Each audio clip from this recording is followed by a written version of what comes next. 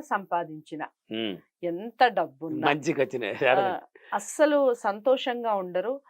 ఇంకోటి గూడా మనం చాలా సినిమాల్లో కాదు, మామూలుగా వాడుక భాషలో గూడా మాట్లాడుతూ పిల్లికి గూడా బిచ్చం బెట్టరురా వీడు అని మాట్లాడుకుంటూ ఉంటారు. అవునవును. అంటే ఎవ్వరికీ ఎటువంటి హెల్పింగ్ నేచర్ లేకుండా ఉంటూ ఉంటారు. చాలా డబ్బుంటుంది. బట్ ఎవరికన్నా ఇవ్వాలి అంటే అస్సలు ఇవ్వబుద్ధి గాదు వాళ్ళకి. అలాంటి వాళ్ళని చూస్తుంటాం.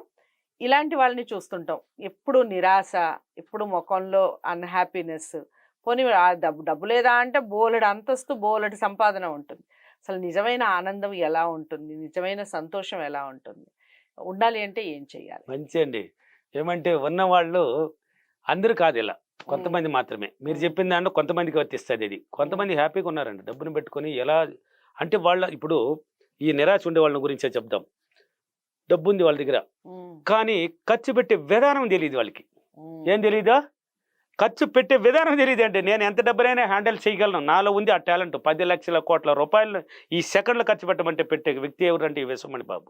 ఆ మైండ్‌కి ఫిక్స్ చేసి పెట్టేస్తున్నాను. ఏం డబ్బొస్తే ఏం చేయాలని. హ్మ్. 10,00,00,000 రూపాయలు 1,00,00,000 కాదు నేను చెప్పేది. 10,00,00,000 రూపాయల డబ్బునే ఇస్తే ఇక్కడ కూర్చొని ఈ స్టూడియోలో కూర్చొని ఖర్చు పెట్టే విధానం నా దగ్గర ఉంది. హ్మ్. టకటకటకని ఖర్చు పెట్టేస్తాను. అంటే వాళ్ళు ఖర్చు పెట్టే విధానం తెలియని వాళ్ళు ఆ నిరాశలో ఉంటారు. హ్మ్. ఇవ్వడానికి సిద్ధం అనేది వాళ్ళకి తెలీదండి. మరో రజనీకాంత్ సినిమా అవుతుందేమో. విశ్వమణి బాబు గారి లైఫ్ స్టోరీ. ఆ! యెస్. చెప్పండి. హ్మ్. అవుతుంది. తొందరలో అయిపోయేది అదే. నన్ను తీసుకో అక్కడనే అంటే ఎక్కడో ఖర్చు పెట్టే విషయానికొస్తే యెస్. నాకెందుకో ఆ సినిమా గుర్తొచ్చింది. అవునండి. వాస్తవం కదా! వాళ్ళు ఉన్న హ్మ్. తెలియక ఎట్టెట్నో ఖర్చు పెడితే మళ్ళీ అది రెట్టింపు అవ్వడము, మళ్ళీ వచ్చి అవును. ఇక్కడ పెరగడము, మళ్ళీ పెట్టడం, మళ్ళీ పెరగడం. అవును. లాస్ట్‌లో ఎలా పెట్టాలని ఉంటే లాస్ట్‌కి పిఏకి ఇవ్వడము. హ్మ్. ఇలా జరగడం ఏంది? హ్మ్. అది ముందుకు ఫిక్స్ అయిపోవాలి. హ్మ్. మార్గాన్ని నువ్వు సృష్టించుకోవాలి. ఇప్పుడు వాళ్ళు నిరాశ ఉన్నారు. డబ్బులు కోట్లున్నాయి. హ్మ్. వాళ్ళు హ్మ్. పిసినారి బంకలు. హ్మ్. పిసినారితనం. అవును. ఇవ్వడానికి సిద్ధం అనేది వాళ్ళ దగ్గర లేదు. ఖర్చు పెట్టే విధానం వాళ్ళకి తెలీదు. హ్మ్. అన్నప్పుడు ఖర్చు పెట్టే విధానంలో కూడా ఆనందం ఉందండి. హ్మ్. ఖర్చు పెట్టే విధానంలో మంచి సుఖం ఉందండి. ఇవ్వడానికి 10 మందికి ఇప్పుడు పేదవాళ్ళు ఉంటారు. కొంచెం హెల్ప్ చేసి చూడు. ఒక సుఖం, ఒక ఆనందాన్ని పొందుతది మైండ్. హ్మ్. ఆహా! హెల్ప్ చేశాను. అంటే నువ్వు ఇచ్చిన తర్వాత నా దగ్గర ఎంతో మందికి చేస్తూ ఉంటాను. హ్మ్. పిలిచి కూడా ఇస్తాను నేను. హ్మ్. హ్మ్. పిలిచి కూడా ఇస్తాను. ఒకరిని అడిగేసి వెళ్తూ ఉంటారు నన్ను చూడకనే. అప్పుడు వాళ్ళు లేదు పోయా, చిల్లర లేదు పోయా అని తిడతా ఉంటారు. హ్మ్. అంటే అంటే టైంలో అది ఎందుకో నా మైండ్ వాళ్ళ మీద పడతది. అంటే ఇది విషయం చూపించిన దారి అనిపిస్తది నాకప్పుడు. ఓకే.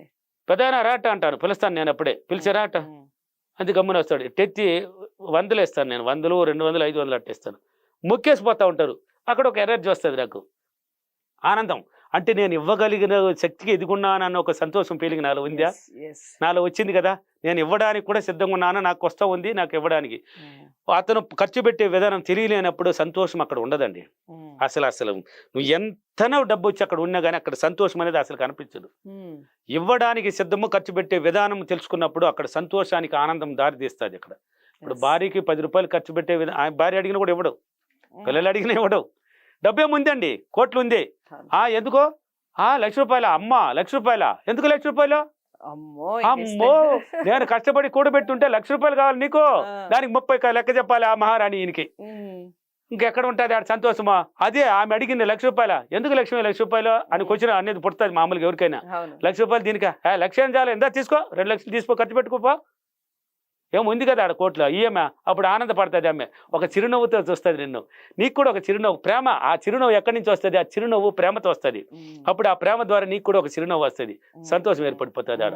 హ్మ్. ఆమె పోయి షాపింగ్ చేసుకొని వస్తాను ఎక్కడ కూర్చుంటది నేరుగొచ్చా? ఏడ కూర్చుంటది? నీ పక్కన పక్కన కూర్చుంటది. కూర్చుంటది. కూర్చొని నా భర్త మంచివాడు అంటే ప్రేమతో అంటే అక్కడ పోయి కొన్నది కదా ఆమెకి ఇష్టమైందంతా. అప్పుడొచ్చి ప్రేమ చూపిస్తది నీ మీద. నా ఓకే. భర్త అడిగిన వెంటనే నేను 1,00,000 అడిగితే 2 ఇచ్చినాడే. అదే. ఇక్కడ నాకొక డౌట్ యెస్. ఏమిటి అంటే ఉన్న వాళ్ళనైతే అలా అడగొచ్చు. ఆ! అసలు లేని వాళ్ళని కూడా కొంతమంది ఆడవాళ్ళు అడుగుతూ ఉంటారు. అందుకే ఇంతకు ముందు వీడియోనే చేసేసాం. ఏమని? ఆ! ఉన్నదాని భర్త ఎంత మాత్రం సంపాదన దాన్ని చూసి దానికి తగ్గట్టు మీరు మారండి. హ్మ్. ఉన్నదాన్ని సర్దుకుంటూ ఒక రూపాయిని మిగిల్చి అతన్ని కూడా ఎంకరేజ్ చేయండి. ఓకే. ఎందుకు నిరాశపడుతున్నావు? నువ్వు గొప్పతనం నీకే తెలీదు. అంటే ఈ రోజు కాకపోతే రేపు సంపాదిస్తాం మనం మనవల్ల అవుతుంది. హ్మ్. నీ హ్మ్. వల్ల నువ్వే సంపాదించబోయేది ఎవరో కాదు. హ్మ్. నువ్వే మమ్మల్ని ఇంకా మంచి స్థాయికి తీసుకెళ్తావు. మాకు మంచి మంచి బట్టలు, మంచి మంచి నగలు అన్నీ కొనిస్తావు అని ఎంకరేజ్ చేయమన్నాను. హ్మ్. అప్పుడు అతనికి కూడా ఒక ఆనందం పుడతది. అదంతా నాకు తెలీదండి. హ్మ్. నాకు రేపు కావాల్సిందే అండి.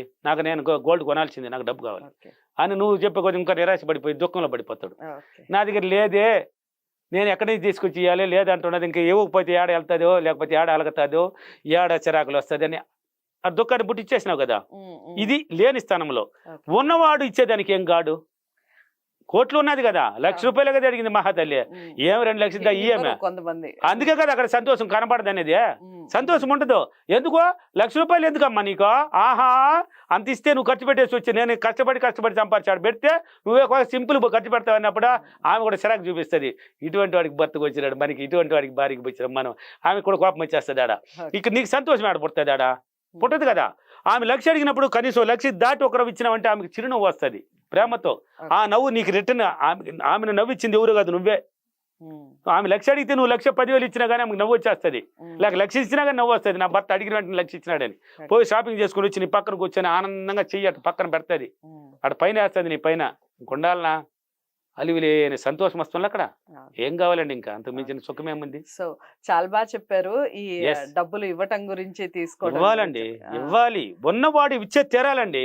లేనివాడు ఎలాగైనా సాధిస్తాను నేను ఇంకా బాగా చేస్తానని అప్పుడు భార్యలను వాళ్ళని హింస పెట్టకూడదు, భర్తలనే ఎంకరేజ్ చేయాలి.